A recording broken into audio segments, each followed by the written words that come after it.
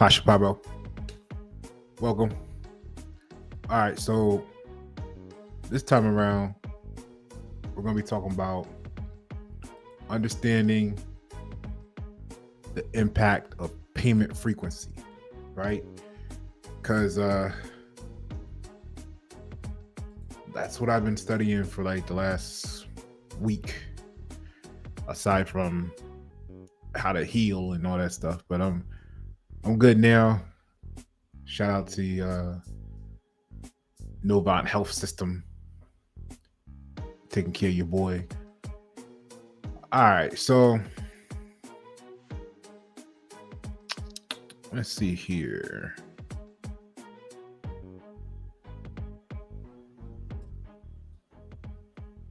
Turn it down a little bit. All right, let's get to it. So in the last video, you heard me say I'm looking to grow in project value, scale,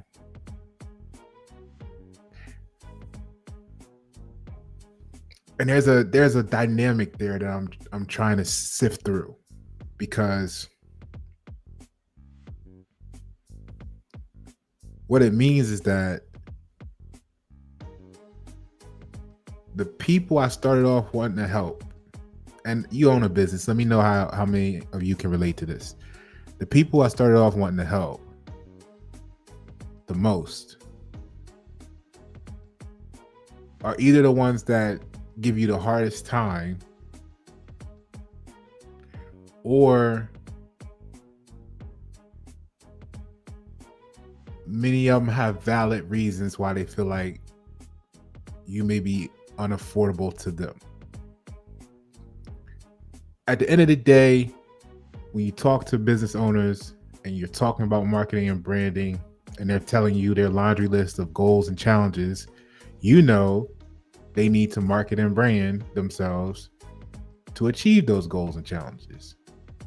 But no matter how much you know that, you can't force them to know it, right?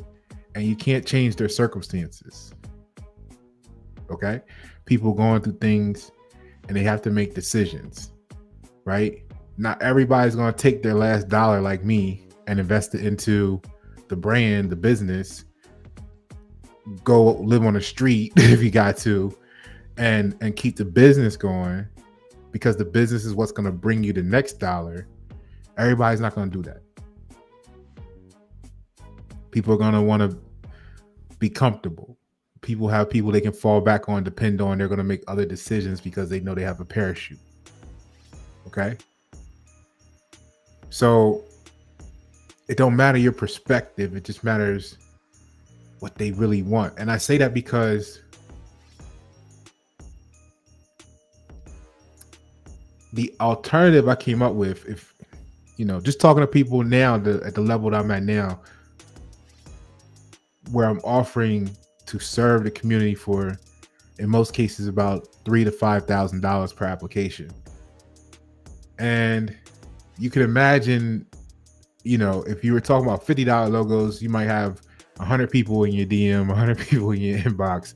But who are those people, right? What kind of people are they that want to actually get a $50 logo?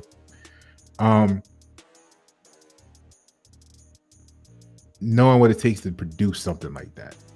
You know what I mean? You're obviously not getting you're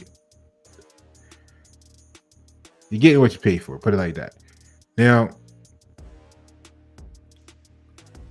Pepsi paid $1.2 million for their logo. Obviously, there's some differences in thought processes and what went into the production, and why Pepsi will have a logo for the most part that lasts a long time, versus the people who paid $50, they really probably would be back if they were honest with themselves 6 months down the road to get a new one. But they may or may not recognize what it is supposed to do or what it actually is doing. So in this video, I'm going to confirm for you what a payment actually is. We're going to prove to you the gift and the curse. And I'm going to just show you some dangers in the road on either side so that you can make the best decision, whether you're the consumer or you're the producer. Fair? Let's go. So I was looking at it like people I was talking to 2 years ago. You know, you see the tension in them talking about putting down $1,000 one time or as a deposit. It's a lot for some people, right? It'd be a lot for many people right now.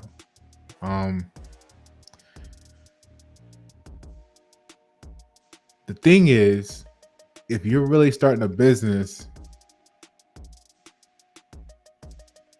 with the intention to do numbers, you got to look at the long term, the longevity of it, and what you're going to produce by being able to put yourself in the right position.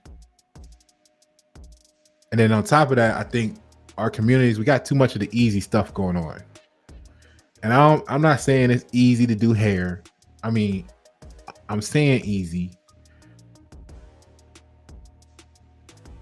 I do mean easy. It's easy to do hair. And you might say, bullshit, paid 20 grand for my license and I had to go to school and do all this. Okay, I get that, right? But at the end of the day, you had to go get a license for stuff that you grew up doing when you were a kid. Yeah, you may not know the chemicals and stuff like that. Okay, I get that part. You gotta learn some shit. I'm not denouncing hair. I'm not denouncing nails. I'm not denouncing the restaurant, right? The barbecue pit. I'm not denouncing these things. I'm not denouncing the car wash service. I'm not denouncing the pressure washing service. I'm saying, where's our engineering firms at? I'm saying, okay, maybe you don't have the backing to make cars to go against Ford. I mean, we would if we all came together, right? $1 trillion worth of buying power, right? To do something in the community. Where's the electric bikes at? Where's the you know what I'm saying? Shout out to the people that are in tech and software, making programs, making apps. You see what I'm saying? Like there's an imbalance, first of all. You know what I mean?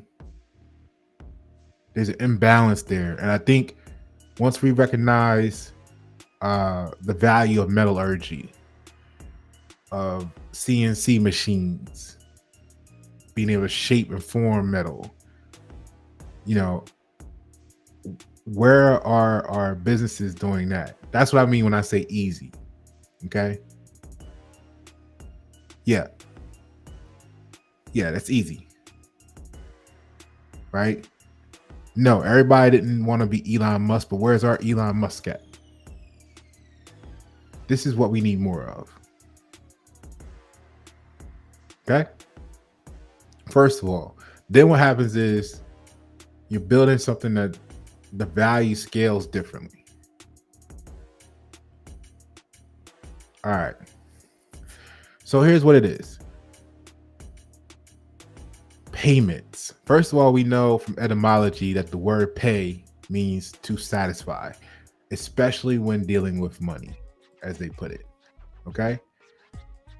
But here's the problem with payments. When you have, as a consumer, you have spending patterns, right? And that gives you the frequency of payments, as you see there, that leads to increased spending due to the perception of more disposable income. Like you might have got more car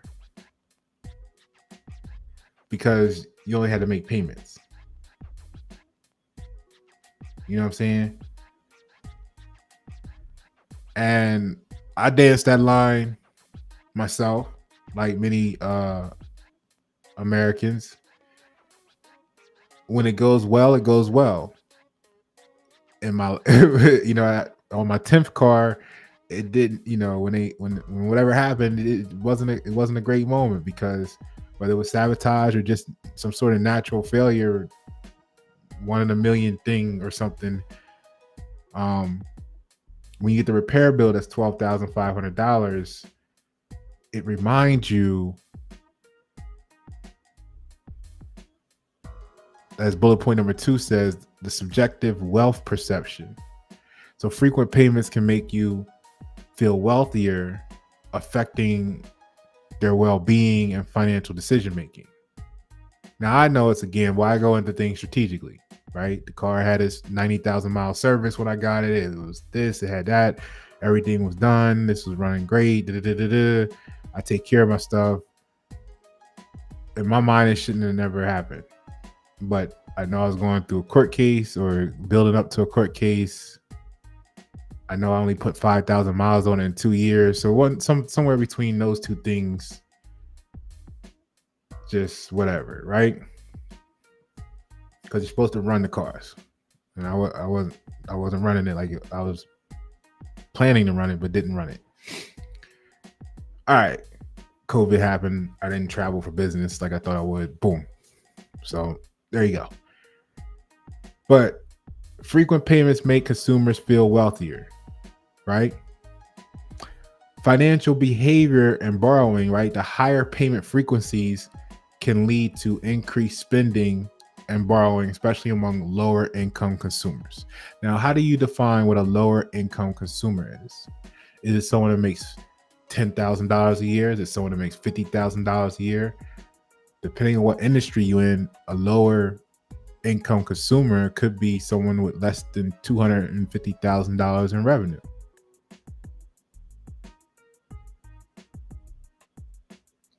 Planning and expense consideration. Payment frequency does not significantly alter how consumers plan for expenses or number of expenses they consider, right? As long as they can fit it into that monthly, they good. And then the broader implications is understanding the impact of payment frequencies is crucial for businesses and policymakers to inform strategies for payment systems and financial products. Now, what my interest was, because I tried this out, I've been studying for a lot longer than a couple of weeks because, like I said, I want to help people. They don't have it all at once. In the past, even I broke things up to like 2 payments, normally paid in full by the time files are delivered. So I was thinking about it like, how can I help more people in the time they need it the most, right? Because you talk to people and they want your service, they just can't afford it. And then me helping people and shortchanging myself is how you wind up on the street. You know what I'm saying?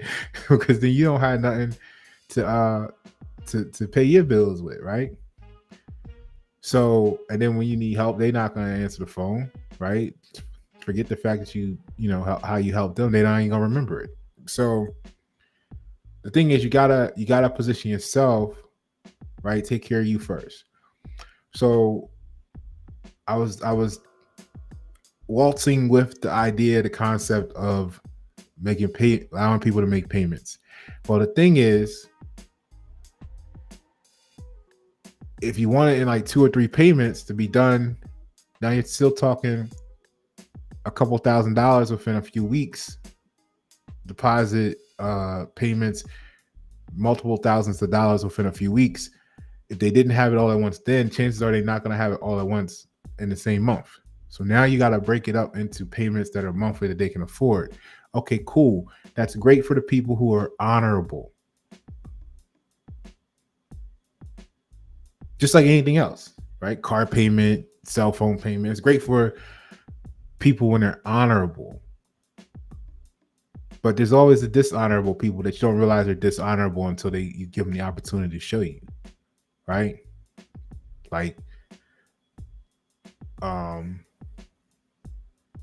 you got issues, right? From trying to help people. Now you're jammed up because you were looking at your monthly allowance based on whatever, and you depend on people to remain in honor.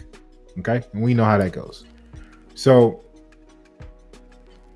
what happens is those who are making the payments more frequently may feel wealthier, leading to an increased spending, right?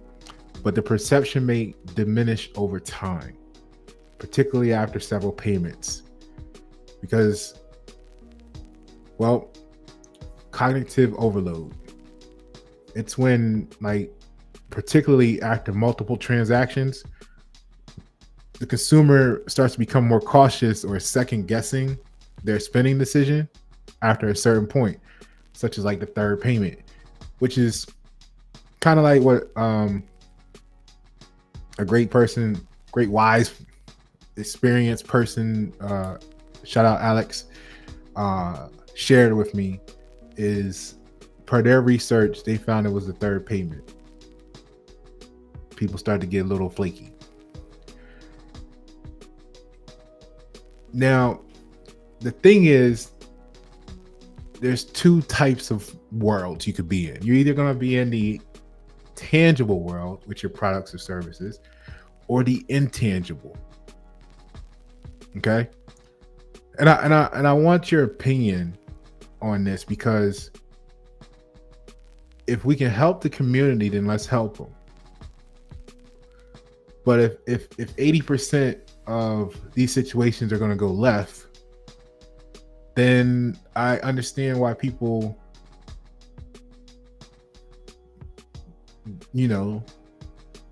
go to where the people are that they need, which means that's going to create a void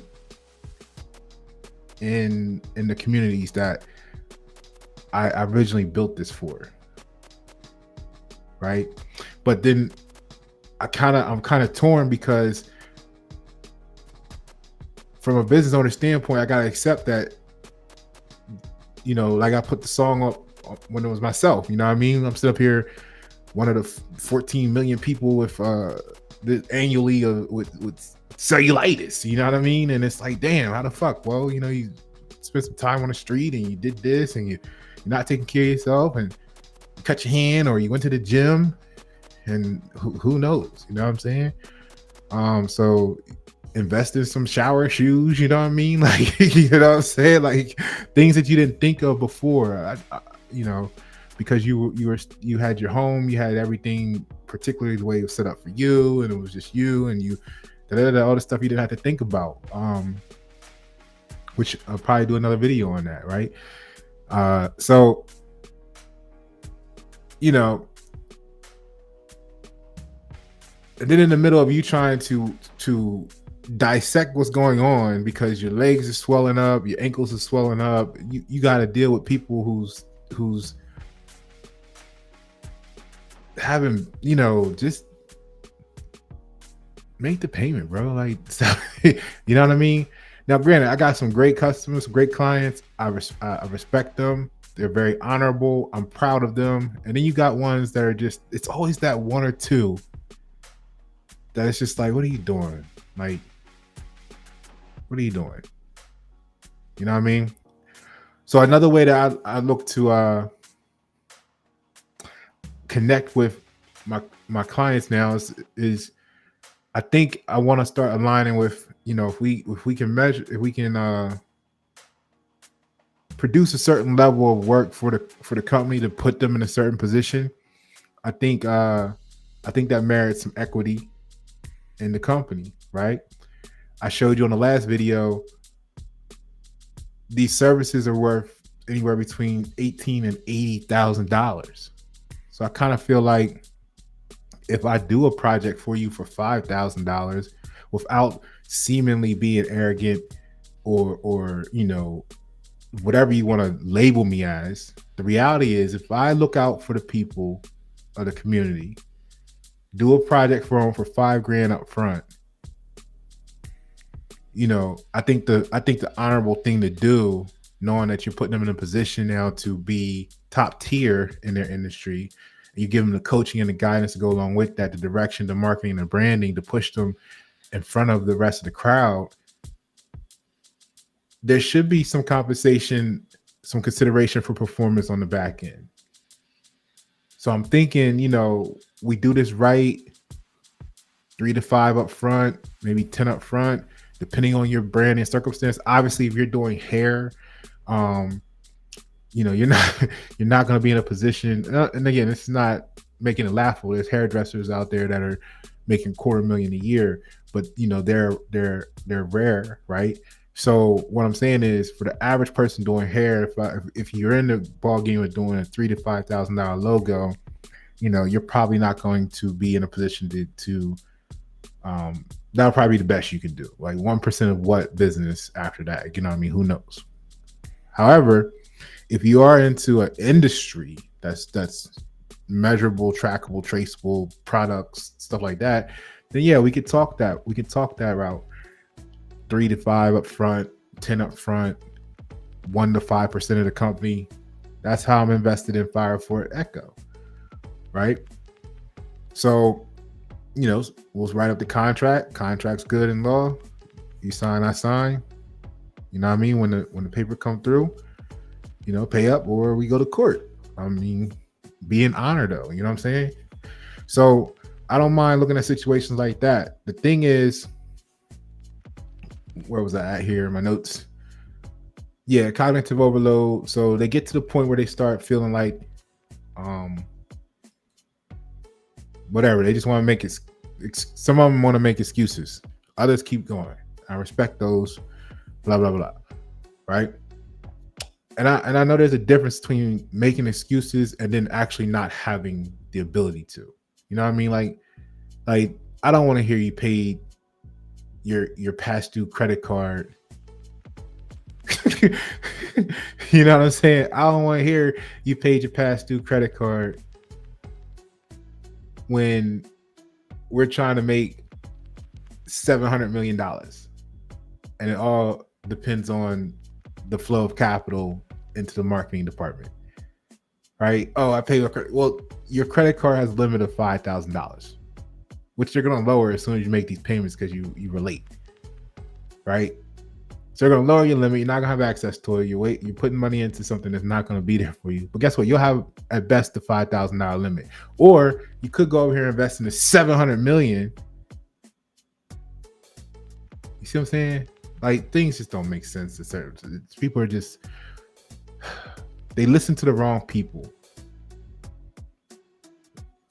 If you got a business coach that come in barking orders to you, but didn't ask you any questions about anything about your current state, you might got the wrong person trying to tell you what to do if they didn't check to see where you were at before they tell you what to do.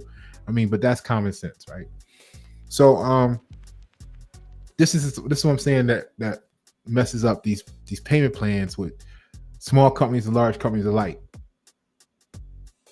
right? People with all different wealth lessons. They started, things are different than when they started. They start listening to people about what they don't need, whatever, boom. So the thing is, you got tangible products and you got intangible products. And here's where there's a fork in the road for the perception standpoint. Your tangible products are going to be like your cell phones, your cars, stuff like that. It's visibility, utility. Consumers can see and use these items daily, right? Now, they got perceived value. Payments feel worthwhile due to direct linkage to tangible benefits, right? You hop in your car, you go across town, you realize you spending whatever you spending per day to rent that car. To think that you own that car, right? So value is apparent and immediate, okay? Also, with tangible items, you have the benefit recognition. So consumers are easily perceive the benefit received in exchange for the payments. Okay. Now on intangible items, it's different because it's not physical, right? So the value to the wrong person, they're going to make the argument that there's a lack of immediate value. The value may not be immediately apparent post completion. This is how come you can take a person from, let's say, a website and a poorly done business plan and take them all the way through to you ready to ball out now, and then they tell you once you get them there, oh, you don't know what you're doing. I don't know this working. You know what I mean? This is how that can happen. So because they get somebody in their ear that tells them A, B, C, and D, or somebody's in the background want to tell them they can do something for free. You're charging them monthly business coaching, whatever the case may be. You know how it go. Now they want to look at the person that say they could do it for free, not realizing that free ain't gonna get you far in most cases, right? So the value may not be immediately apparent post completion. Then there's the absence of daily reminder and I keep saying for the wrong people, and I'm gonna tell you why in a moment. There's no tangible reminder of the value received. Then perception issues basically is what it is. Consumers may feel they are not getting anything new or valuable, especially if payments continue after the project is complete. Now that part I heard best put by Alex in the conversation, and what he was saying was, and this is where I've been at. I've been toiling over, this part for the last 7 to 10 days. This is the part I've been really trying to figure out the direction I want to take, because I'm preparing for 2025. I know it's August, but you know me. So I was sitting here, I'm thinking, like, because the way it was put was excellent. It was like when you have it's best to, what he was finding from his research and experience was that it was best to have longer gaps in between payments for greater amounts, because when you look back on it, so let's say you pay annually for a service versus a monthly. The argument was being made that when you pay monthly, well, in project management, there might be months of activity, boom, and then there might be a lull, and then boom, boom, boom, right? Or he made an example of like, I don't know, some sort of like SEO content or something like that, right? So you made the first month, you come in, you set everything up for the client, boom, boom, boom, you get it, hit the nail on the head, boom. Bring in however many countless people, they go out, they make 10,000 in the sales off of what you did for them month one. Month two, whatever, they make $1,000 in sales off your activity. The argument was, instead of that person saying, oh shit, I made enough to pay for you month one for the whole year, what they're gonna see is, well, the first month I made $10,000 from this. The second month I only made $1,500. What's going on, right? Not realizing that if they let it ride, if they already made their money back for a whole year, everything after that is profit. Let's say it cost you $5,000. Let's say you cost them $5,000 a year. They made 10 the first month, so that means they got what it takes to pay for you for a year and $5,000 in profit. And you got them another $1,500 the second month. If they had kept that going on, shit, they might have made $200,000 or $70,000 or even $50,000 profit. It still would have been profitable. But they get in their head, somebody starts talking to them, the chicks, start saying that, blah, blah, blah, blah, right? And they start listening. And then next thing you know, they're telling you they want to cancel on month 2 or 3 because they're feeling like they're not getting value from their perception. And it's only because they're not looking for it. You see what I'm saying? And that's that argument. If they had saw, well, it costs 5 for a year, I'm already up 7 on top of being able to pay for him, that's value added. No, they're going to be like, whoa, you made 10 the first month, you didn't do but 1.5 this month. Crying. And the only reason they got you there is because they couldn't do none of it to begin with themselves.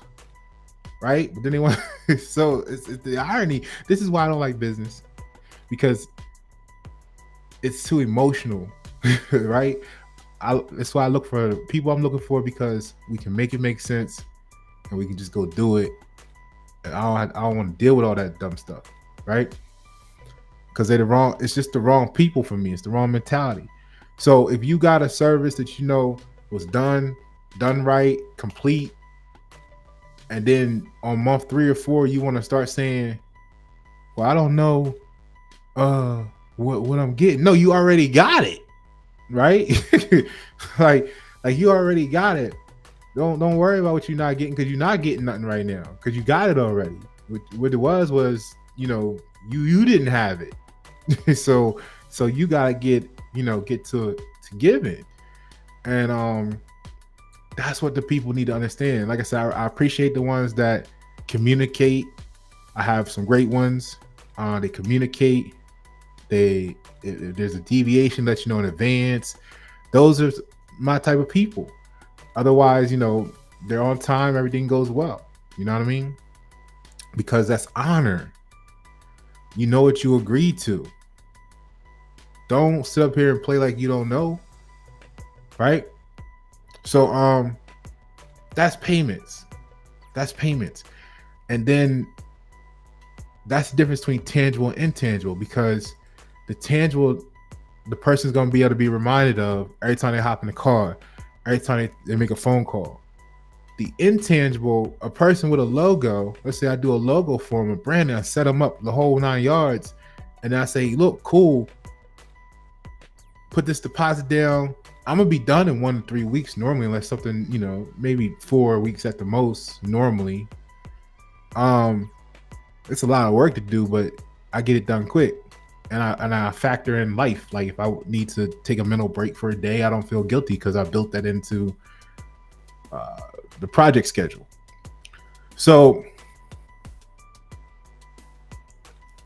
however, if you do that and they're all set up, now you're completely trusting them to make, let's say they got to make 8 payments, which you wouldn't have a problem doing for them. I actually was looking at it like this from a business owner standpoint. And like I said, let me know what you guys think, because I'm trying to figure this out, how I want to proceed with this exactly, like precisely. What'll be the limitation where I want to cut off and say I don't want to go beyond this and whatever. Because if 3 payments is going to be where everybody start to go haywire, then I need to make sure that no matter what, then 2 or 3 payments is all you get. People making 60 payment car notes, right? So I kind of know when it's something they want, they'll keep paying for it for their whole life, like a mortgage. The value is there. We know this stuff is 20 to 80,000. Pepsi paid 1.2 million. So I'm not saying I want to break up payments for you to pay $1 million over 20 years. What I'm saying is, I want to deal with real people who are really committed to what they want to do and have honor, right? But if you were to get really high value service for your logo branding and marketing as a business owner, like, would you be willing to break that up and be committed to your payments, or do you need to have collection agency calls for your logo on month 5 because you stopped paying? And then I even went as far as I'm thinking about alternatives for that, because I was like, I should get connected, which I did a little research. I made some calls. I asked some questions. I contacted a couple places because I know there's places out there that will do contract financing. So if me and you are gonna do a logo project, we sign up we write up the contract, we all sign off on it, cool, boom, boom, boom, we put down a deposit.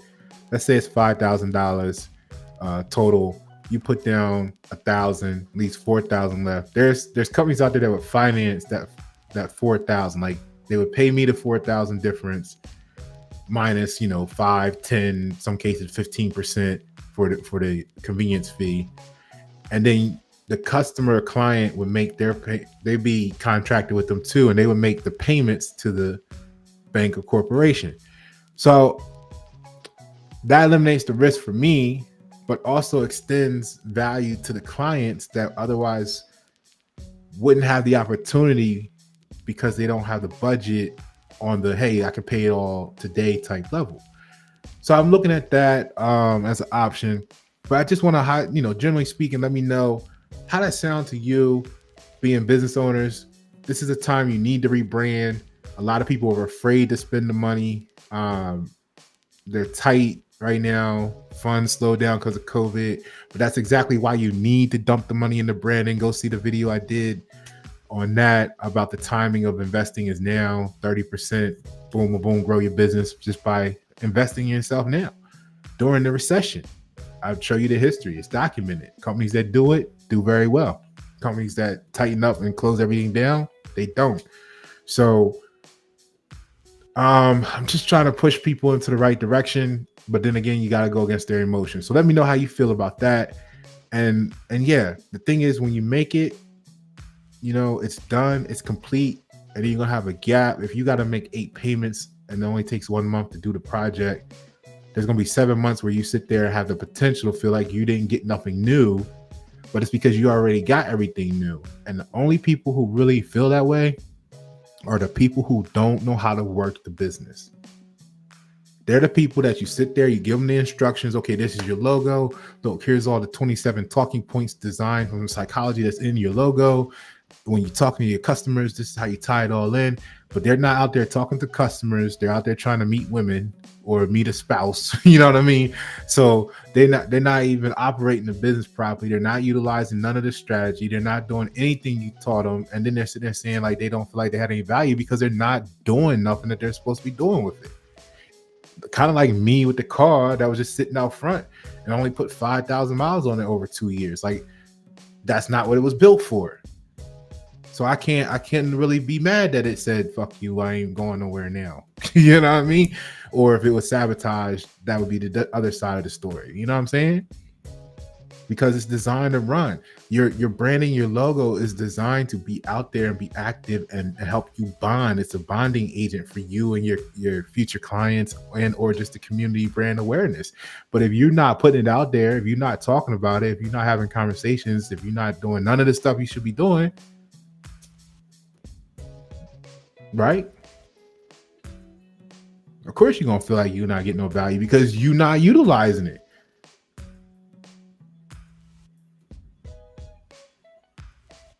So, stuff like that. That's what's going on. That's my like here's where we were at. To go over it again, you got spending patterns, you got subjective wealth perception, financial behavior and borrowing, planning and expense consideration, and then the broader implications we reviewed earlier in the video. And that sets you up to determine if you're going to be real or fake with it or not, right? It's easy to pay for your tangible things, cell phones, car payments, mortgages, rent. But if someone gave you an opportunity to get a $5,000 or $10,000 production, would you be willing to make payments on it that you could afford for the time period that you need? Or do you really need to have everything condensed into 2 or 3 payments, no matter what your budget, or you have to just say no for you not to get, because for me, I would appreciate that if you could. Because if I have someone making $500 payments, $200 payments, $1,000 payments a month or whatever, as a business owner, that's good because it's like it's not passive income, but it's like passive income. You know what I'm saying? And that's the way I'm looking at it. So I wouldn't mind doing that if I could find people that are truly committed and honorable. But you know how that go. What looks like roses in the beginning may just be thorns. So that's my rant on that. Like I said, I am considering it because otherwise, as I increase in value, it's gonna be less people within. I'll be within reach. But like I said, I have to accept, and you have to accept in these cases that the clients, the consumer base, did it to themselves. The people that came before and was acting dumb and screwing around and causing you problems and all this shit, and made you start to realize, well, damn, I don't have none of these issues over here, or I have less of these issues over here, and I make, the values over here versus not here. They brought it on themselves. So it's what are you gonna do, right? So let me know in the comments how you feel about payment structures. Do you use payment structures in your business or brand? Tell me how you approach it. Are you selling tangible items, intangible items, stuff like that. Let's check this out, see what's going on, see what's best for the community long term. Pasha Paro.